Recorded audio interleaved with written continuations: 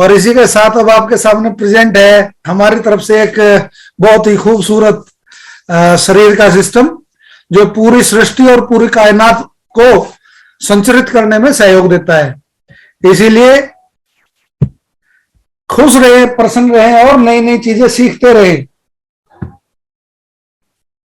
ठीक है, चेहरे पे स्माइल किसी के गायब हुई ना, तुम सबकी क्लास लग जाएगी, ध्यान रखना।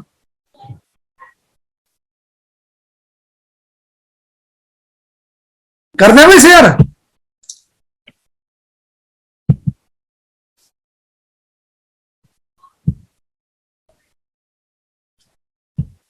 पिक्चर दिख रही है? Yes sir. Picture clear? Yes sir. Good. अब इस पिक्चर को समझो, ये क्या चीज है। ये रिप्रोडक्टिव सिस्टम है। भगवान ने ये क्यों बनाया हमारा सिस्टम? सबसे इंपॉर्टेंट चीज कोई भी बोलेगा इसके बारे में, क्या जरूरत थी?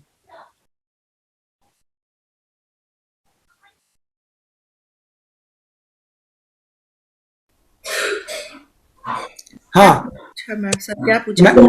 मैंने क्वेश्चन पूछा, भगवान ने ये सिस्टम क्यों बनाया? जनसंख्या के लिए, ताकि प्रकृति निरंतर चलती रहे। वेरी गुड, ये इंटेलिजेंट आंसर है। किसका है ये? भाई गृहस्थियों से ही प्रकृति चलती है, साधु महात्माओं से प्रकृति नहीं चला करती। वे तो डिस्टर्ब करके बैठ जाते हैं, सारा कुछ अपने आप को ब्लॉक करके बैठ जाते हैं। ये दो सिस्टम है इसमें, देखो दोनों ही जगह से एक कनेक्शन है। यही दो पाथ हैं। एक्सक्रीटरी सिस्टम में भी ये आधा पोर्शन, नीचे वाला आधा पोर्शन कनेक्टेड रहता है, ऊपर वाला बिल्कुल अलग चीज है। इसमें भी मेल पोर्शन में भी, जहां ये एंड पे पॉइंट्स है ना, ये आखिरी पॉइंट है यूरेटरी सिस्टम का। बाकी इससे ऊपर जो सिस्टम है वो जेनिटल ऑर्गन के मेन हार्मोनल डिस्चार्ज का एक सोर्स है। ये थोड़ा ध्यान से देख लो ताकि आपको सब कुछ समझ में आए कहां क्या चीज होती है। ये सीमन प्रोडक्शन का सेमिनल वेसिकल, यहां पे सीमन प्रोडक्शन का फैक्ट्री है ये हमारी, और इससे हमारे कनेक्टेड है टेस्टिकल्स। ये मेल सेक्शन का जोन है। इधर ये ऊपर की तरफ जो पोर्शन है, यहां पे वोम्ब है, ओवरी जिसे बोलते हैं, ये पोर्शन है जहां पे हम कंसीव करते हैं। ठीक है, ये पाथ को क्लियर समझना है। होता क्या है असल में, इसको देखो ज्यादा फिजिकली जाना तो ठीक नहीं रहेगा, क्योंकि इसमें फिर बहुत सारी चीजें हैं।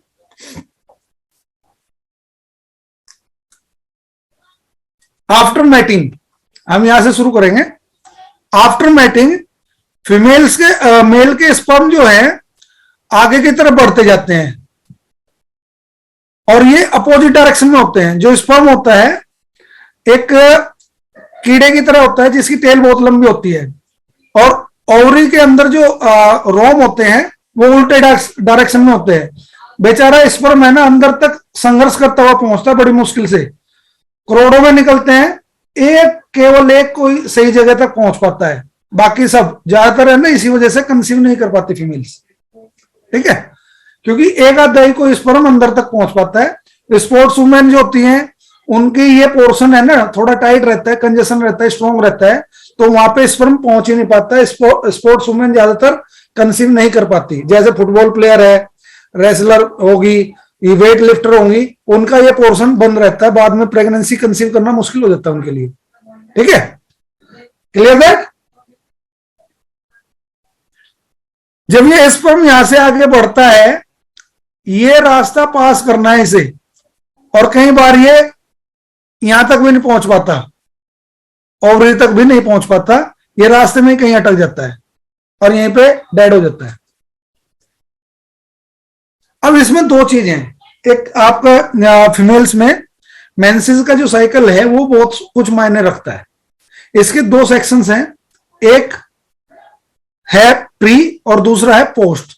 पोस्ट प्री जो है पहले 14 दिन का कंसीडर होता है, जिसमें ब्लड सर्कुलेशन बढ़ता है और इसको पूरा पूरा विकसित करता है। और दूसरे में पोस्ट है 14 के बाद, इसमें हैवीनेस पूरी होती है, ये कभी भी ब्रस्ट हो सकता है। तो जो प्रोसेसिंग में ऊपर की तरफ है, यानी कि 1 से 14 के बीच में जो भी कंसीव होगा वो बच्चा हेल्दी रहेगा नॉर्मल स्टेज से। जो दूसरी स्टेज में होगा जिसमें ब्रस्ट होने के चांसेस है, उसमें ब्लीडिंग के चांस बढ़े रहते हैं। कंसीव होने के बाद उसको 7-8 दिन का टाइम चाहिए होता है अपने सेफ लेने में, प्रोटेक्शन के लिए। अगर वो टाइम नहीं मिलता तो ब्लीडिंग के चांस बन जाते हैं। ये दो चीज समझने वाली है। कई बार स्पर्म क्या होता है अंदर तक, ओवरी तक पहुंच नहीं पाता, बाहर की तरफ ही है ना जो पाइप है इसकी, फॉलोपियन ट्यूब्स जो हैं, कई बार इसी में स्पर्म रुक जाता है और यहीं पे कंसीव कर जाता है। तो ये एक स्टेज होती है जिसमें कहते हैं कि बच्चा भी बचाना मुश्किल है, वो स्टेज आ जाती है। तो ये वो स्टेज है, ठीक है। कई बार इसका एक आधा एग कहीं भी एडजस्ट हो जाता है, सेटलमेंट हो जाती है उसकी। तो ये इसकी साइंस है। अब इसमें क्या ऑर्गन्स हैं और कैसे सिस्टम काम करता है, इसके लिए अगर हम सारी साइंस समझाएं तो हमारे नेचर में वात्सायन ऋषि ने कामसूत्र लिखा है। कामसूत्र का जो विज्ञान है वो कहता है कि 4 टाइप के फीमेल हैं और 4 टाइप के मेल हैं। ध्यान से समझना है ये, क्योंकि ये भी बहुत मैटर करता है हमारी सृष्टि उत्पत्ति में। जो फीमेल है वो कौन सी है? पद्मिनी, शंखनी, हिरणी और कामिनी। और जो मेल हैं वे शशांक, खरगोश, हिरण, सांड और स्टेलियन यानी कि असु, घोड़ा। तो ये 4 कैटेगरी के अलग अलग फीमेल्स हैं, अलग अलग मेल्स हैं। इनको सपोज करो कि कामिनी स्टेलियन के साथ हमेशा खुश रहेगी और पद्मिनी जो होगी वो हमेशा शशांक के साथ खुश रहेगी।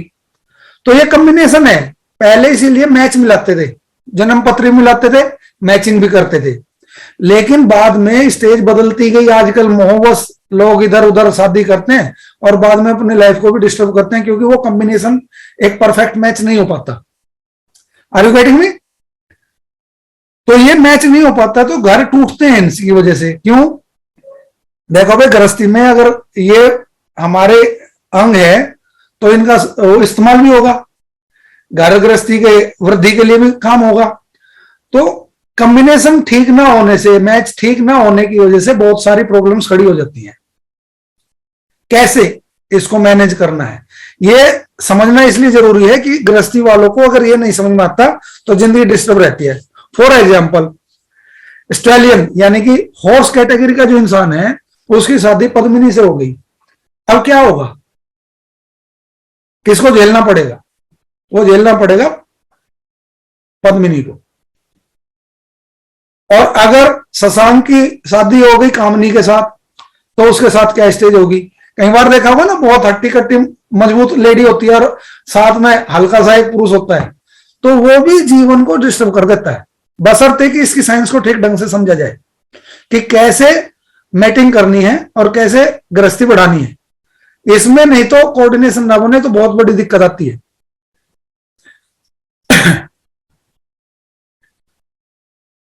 तो इसमें क्या होता है कि स्वभाव के हिसाब से हार्मोनल जो इफेक्ट होते हैं उसका इंपैक्ट ये होता है कि फीमेल्स अक्सर क्या करती हैं, स्पंदन को बहुत ज्यादा महसूस करती है, टचिंग। अगर अपोजिट लेवल के लोग हैं तो टचिंग का इंपैक्ट फीमेल पे बहुत अच्छा आता है और मेल मैटिंग में ज्यादा खुश होता है। तो उनको दोनों कोऑर्डिनेशन बनाना चाहिए। अगर ये कोऑर्डिनेशन बन गया तो ये समझ लो कि आप अच्छे से संस्कारी संतान पैदा कर पाओगे। अगर ये चीज नहीं होती है तो कहीं ना कहीं गड़बड़ रह जाती है, उसका प्रभाव दुष्प्रभाव भी दिखाई देता है। बच्चे की साइकोलॉजी पे भी फर्क पड़ता है इस चीज का। किस भाव से कैसे हमने कंसीव किया, कैसे हमने मैटिंग की, उस भाव का इंपैक्ट बच्चे की साइकोलॉजी पे भी दिखाई देता है। इतना डीप इंपैक्ट है इसका। तो ये इसलिए मैंने इसको यहाँ पे जोड़ा है काम सूत्र को, क्योंकि इसी के रास्ते से व्यक्ति गृहस्थी भी जी लेते थे और आध्यात्म की प्रकाष्ठा में भी पहुंचते थे। बहुत ऊंचे लेवल की साधना हो सकती है इसमें, क्योंकि उसमें बंध लगते हैं, मूल बंध लगता है, उड़ियान बंध लगता है और प्राणों की शक्ति का आकर्षण होता है उससे। फिर उसके बाद कॉम्बिनेशन आता है आध्यात्मिक रूप से कहां रोल प्ले होता है। मैं ये बेसिक बता रहा हूं, बहुत ज्यादा डिटेल में मैं इसलिए नहीं बताना चाहूंगा क्योंकि सब अलग अलग उसमें वो रहते हैं, तो ज्यादा भी खुल के ठीक नहीं होता है। ये थोड़ा सा मर्यादित भाषा में ही ठीक है, समझ रहे हो मेरी बात। तो अब होता है जिस टाइम गर्भ स्थापना करनी हो तो हमेशा पितरों का आह्वान करना चाहिए, क्योंकि पितृ ही उस आत्मा का आह्वान करती है जो उनके कल्याण के लिए आए और उनको इस मुक्ति के द्वार पे लेके जाए, जो संसारिक दुखों की वजह से पूर्णता उनकी यात्रा नहीं हो पाई, तो उसके लिए फिर अपने ईष्ट और गुरु से प्रार्थना करनी चाहिए कि हे परमात्मा, हे गुरु, आप है ना एक अच्छी आत्मा का हमारे लिए आशीर्वाद दें। तो ये कॉम्बिनेशन जब होता है तब कंसीव अच्छे ढंग से संतान पैदा होने का होता है। भाव बहुत मैटर करते हैं। आप इरिटेट भाव से कर रहे हैं तो गुस्सेल बच्चा पैदा होगा, आप दमित भाव से कर रहे हो तो डिप्रेस बच्चा होगा, आप अगर सम अवस्था में होंगे तो बच्चा बड़ा अच्छा होगा। इसके साथ साथ क्या होता है, जब कंसीव कर लेते हैं तो अच्छे अच्छे पाक खाने चाहिए महिला को, गुस्सा नहीं करना चाहिए, एक अनुकूल वातावरण देना चाहिए ऐसी महिला को। तो उनको बादाम पाक, क्रोच पाक और इस टाइप के अश्वगंधा पाक और इस टाइप के जो ताकतवर बलवर्धक है, ताकि उसका जो पिंड है वो मजबूत बने, ताकतवर बने, शरीर से निर्बल ना रहे। आजकल के पिज्जा वगैरह खा लेते हैं तो उससे पोषण तो मिलता नहीं है, उल्टा संतान पे साइड इफेक्ट ही आ जाता है, कॉन्स्टिपेशन होनी महिलाओं को। और जैसी कॉन्स्टिपेशन हुई बच्चे के अंदर बीमारियां पैदा होनी शुरू हो जाती है, उसकी स्पाइन सड़ने लगती है, कुछ ना कुछ बीमारी लेके पैदा होता है ऐसा बच्चा। भोजन का बहुत बड़ा इंपैक्ट है, ठीक है। तो ये सारी चीजें हैं। तो ये इसकी जो फाइट है, यहां से मैं इसको बंद करूंगा, स्क्रीनशॉट ले लो प्लीज सभी। उसके बाद मैं दूसरा पिक्चर दिखाऊंगा कि वो फाइट कैसे होती है, स्पर्म कैसे फाइट करता हुआ अंदर तक पहुंचता है और कैसे वो लड़ के बेचारा मजबूरी में वहां तक पहुंच सकता है। मातृ शक्ति ऐसे नहीं पूजी जाती, मातृ शक्ति बड़ी शक्तिशाली है भाई, मनोबल बहुत मजबूत होता है मातृ शक्ति का।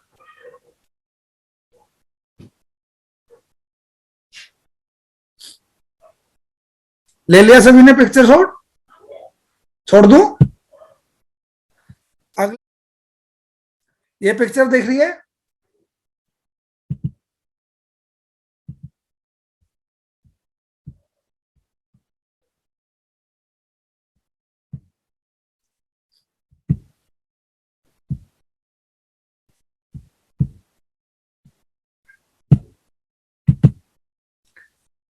ये पिक्चर आई सामने देखो।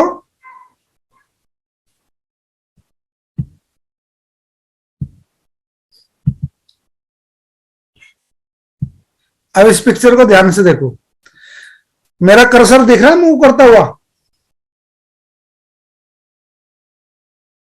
यहां से ये पास है स्पर्म जो जाता है आगे की तरफ, इस पोर्शन से ये रास्ते में बड़े संघर्ष करता हुआ कोई एक स्पर्म जाता है, यहां तक पहुंचता है। कई बार ये रास्ते में ही कहीं अटक जाता है और उसी में ही कंसीव कर लेता है, जिसकी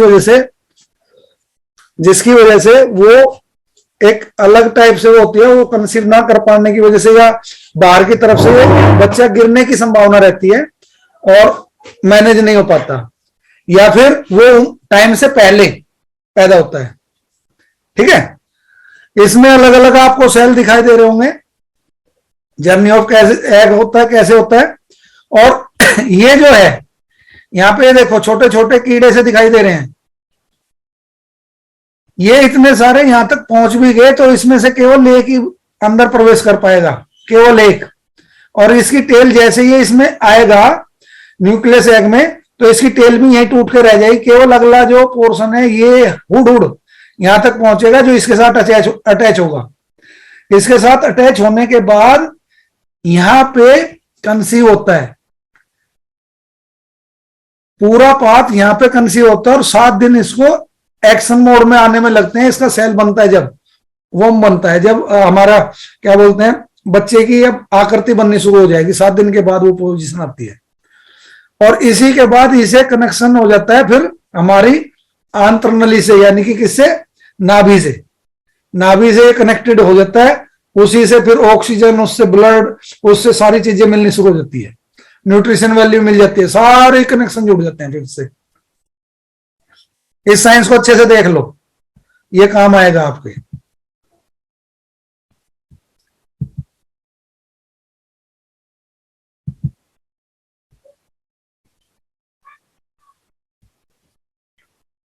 तो ये रिप्रोडक्टिव सिस्टम है जो हमारी जनसंख्या बढ़ाने में प्रकृति के इच्छा में सहयोग देता है।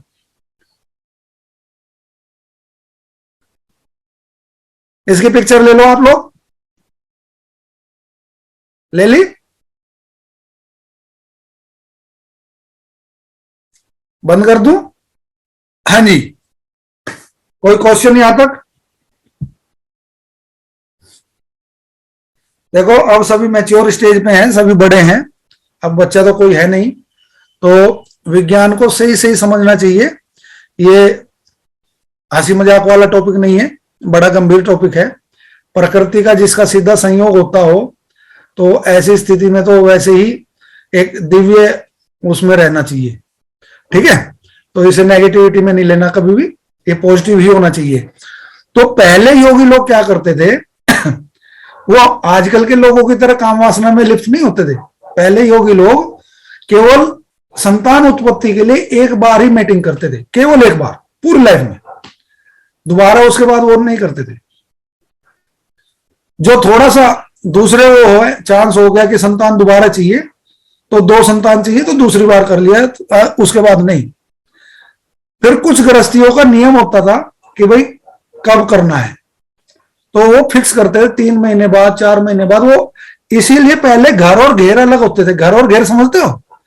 काम करने का एक स्थान होता था, पुरुष जहां रहते थे, महिलाएं घर में रहती थी, एक दूसरे के पास ज्यादा नहीं आते थे।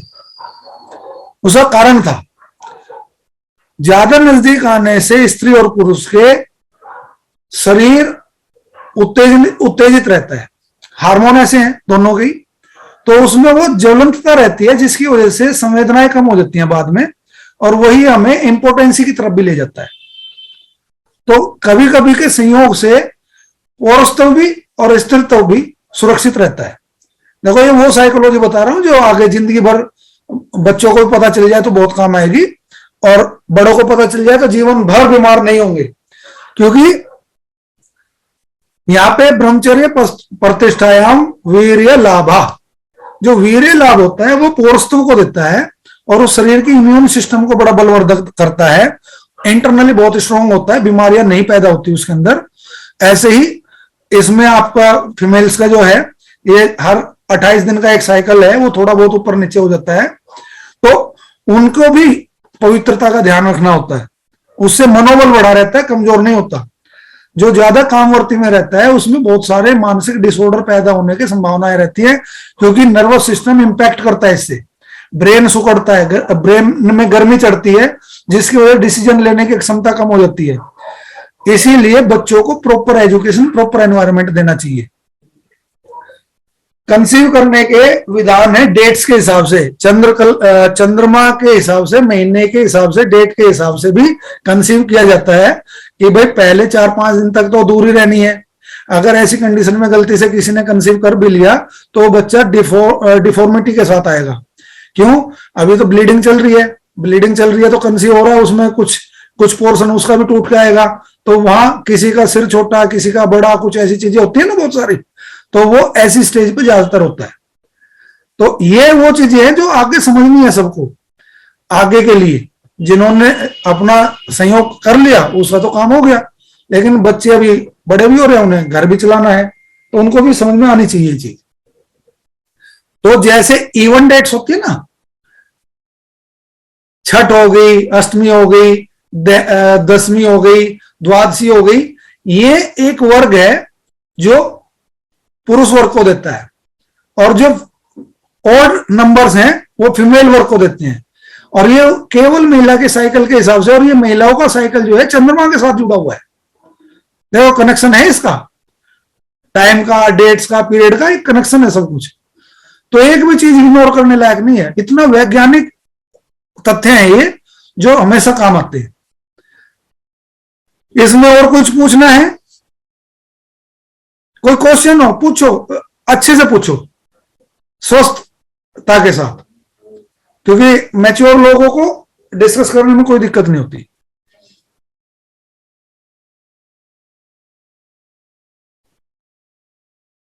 तो टॉपिक को यहीं क्लोज करें और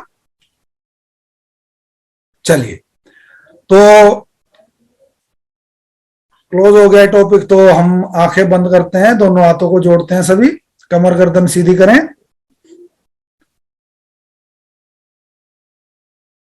ओम सर्वे भवन्तु सुखिनः, सर्वे सन्तु निरामया, सर्वे भद्राणि पश्यन्तु, मा कश्चित् दुःख भाग् भवेत्।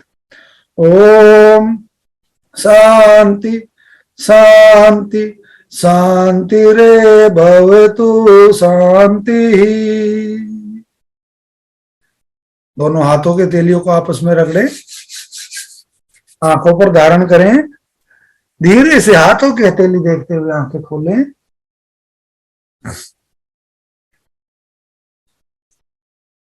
आज के लिए इतना ही। कल फिर नए दिन, नए सुबह के साथ, नए विचारों के साथ, नए विषय के साथ, नए परीक्षार्थियों के साथ नया दिन शुरू करेंगे। धन्यवाद। आप सभी का दिन मंगलमय हो, आप सभी के चेहरे पे खिली हुई मुस्कान हो, और ये आज तो लेके जाओगे मुस्कान, वैसी लेके आना है कल तक, ये संभाल के रखनी है भाई। कोई भी मुस्कान छोड़ के नहीं जाएगा, अपने साथ लेके जाओ, कल वापस दिखाओ, ये है भाई। Okay, okay, thank you sir. Thank you sir.